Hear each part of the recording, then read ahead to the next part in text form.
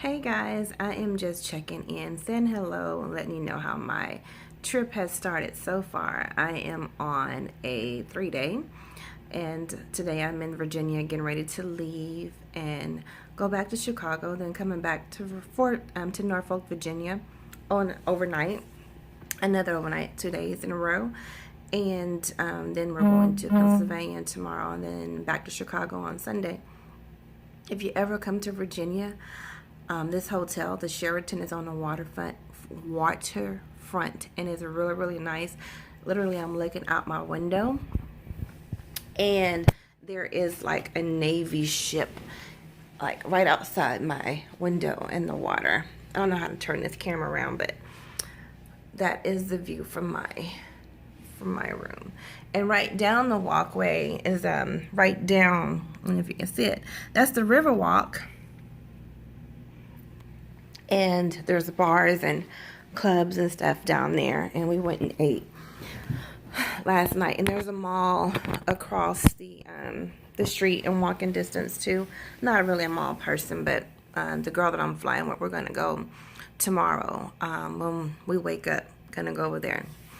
But yesterday was a full moon, and when I tell you it was a full moon, nothing went right on our trips yesterday from the beginning to the end, and we only had 3 legs. Chicago to Newark, Newark back to Chicago, and then Chicago to here, Norfolk. And when I tell you that flight to Newark with those passengers in Newark, they like to work my last nerve. And you know what? It didn't even stress me out, but I was just like, oh my God. If y'all don't sit y'all asses down somewhere, everybody had to go to the restroom during the boarding process. I need a haircut. Everybody needs, oh, FYI, there's a good barber in O'Hare. If you get stationed in O'Hare, there's a barber in the airport. But I'll go see him when I get in. Those passengers were needy. Everybody wanted a can of soda. Everybody wanted to go to the restroom while we were boarding. People wanted blankets. People wanted me to turn the air down. People wanted me to turn the air up. I mean, it was just like, oh my God, this is going to be a long trip. I feel it. Throughout the service, there was a family, and the kids would not sit down. They were all running up and down the aisle. They were in the aisle. They were blocking the aisle for passengers going to the restroom. And the mom just was like letting them run around like we were at the park. And we were in turbulence, and we're just bouncing and bouncing. And everybody wanted to get up and go to the restroom in turbulence. And I was on a 700. And when you're on a 700, the aft flight attendant seat is in the back. So we're blocking the lavatory. And I'm going, where are you going? We rocking back and forth and moving and dipping and going up and down, and the seatbelt sign is on, and you getting up really going to the restroom and wanting me to get up out my jump seat so you can. I was like, no, boo, you need to go have several seats. I'm not getting up. It was just one of those nights. Then coming back from Newark, going back to Chicago, we're pulling away from the gate. I hear the engine go out, and then the air went out. So we're sitting on this hot-ass plane for at least 45 minutes. The passengers was not here for it. They let us have it. They were on their phones, on social media. I know I'm on somebody's world star right about now. They were screaming, yelling, threatening to open the main cabin door, the emergency doors, but it was hot. I'm not gonna even lie, it was hot, and we kept trying to call, but when you're in store flight deck, you know they can't answer. But they were doing troubleshooting and stuff, and eventually they answered the phone. But something that we could do about it, we were waiting. Finally, it got fixed. The air came on. Everybody calmed down, and the rest of the flight went smoothly, and we kind of handled it. You know, everybody gave us compliments on how we handled the situation, but it was hot. Then, so we were late getting back into Chicago, and then we had to switch planes and get off of that plane and go to another gate. So they were waiting on us because we were already late. And the cleaners were not at the plane to clean that plane, and for whatever reason, even though we picked up trash 10, 11 times on that flight, they left that plane a hot, funky mess. And so the new crew was coming on board, and we had to tell them that the plane was dirty, and they were not happy at all, and they gave us the blues about not cleaning their plane and stuff. And I'm like, but we got an MST also, we got to get to Drygate, and Americans supposed to have cleaners. So it was a little thing about that. Those 3 flights, by the time we got on our last flight, then we had to sit and wait to get to Norfolk because too much traffic and congestion in the skies. And that flight was, pretty smooth or what have you. We had some turbulence on that flight too. And when I tell you my feet are killing me, the balls of my feet hurt like pure hell. And I'm like, I didn't bring my Epsom salt to soak, and there's no hot tub. I think it's under renovations at this hotel or something, and I couldn't go get in the hot tub, but my feet hurt.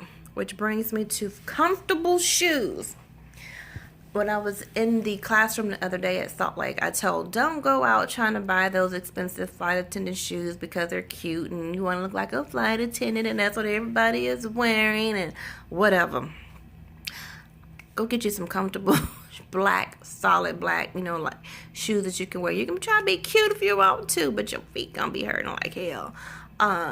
First day of work, caught myself trying to be cute in my little uniform, my little heels. I ain't wore that shit since. I was like, I bought me some flats from Payless. I went through several pairs of shoes trying to find the right pair. And the shoes that I have now are Clarks. The first time I wore them, I said I'd never wear them again. They have a comfortable little heel, and they're comfortable in the inside, but when you're pushing that cart and you're going up an incline or whatever, and they're starting to kind of bother me again, but they are comfortable. But I guess when you're doing a lot of work and stuff, and like yesterday we had long days, my feet were hurting like hell. And I don't wear dresses, I wear pants. And I just doubled up on my socks. Like I have a regular pair, like a regular black, like ankle socks, and then I put on my pantyhose socks, my what are those stockings, knee high.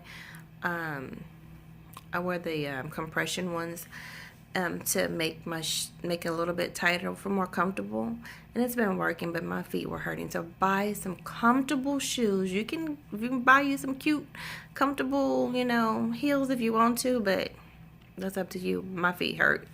Another thing, drink lots of water. So if you don't drink water now, start drinking it every day. Get used to it because you need to stay hydrated, because in the air your body kind of swell. You're going to get flatulence. You're going to have gas in the air a lot because your body blows up and swells or whatever. You get air. So I'm telling you now to be prepared for that. If you have ear problems and you're not used to flying, take you some Sudafed before your trip so it can help. When I first started flying, my ears stayed clogged and I got fluid and had to go to the doctor, and I hadn't even been there for a couple weeks because I wasn't used to it. So the doctor's like, just take Sudafed before your trips, and it really, really, really, really helps. I can hear now my ears don't get clogged up or anything every blue moon when we switch altitudes, but not like it was at first. And I went walking this morning. I'm trying to do better with my exercising and stuff. I've actually lost some inches since flying because we do so much walking, but I'm not like a gym rat anymore. So I need to incorporate that for my health because my arms and my legs started getting numb and stuff. So I am seeing doctors and stuff for that. But your diet, if I say invest in anything, the one thing that I didn't do that I wish I would have, that I'm going to request that you do or give you some advice, is go on Amazon and buy you a really nice lunch kit. Like, I think eBags, EBAGGS, I believe that's what it's called, has a really good one, and Travel Pro. And the big one, not the small one, but the big one, that you can pack at least 4 or 5 days worth of lunch in, because you don't want to eat the airplane food. Sometimes you're stuck on a tarmac, on a plane, sitting, until you can get out in the air and you're not able to go run in and grab anything to eat. Yesterday, we didn't eat until we got here almost 11:30 at night after being at the airport at 9 o'clock in the morning because our flights ran late and we couldn't go get anything to eat.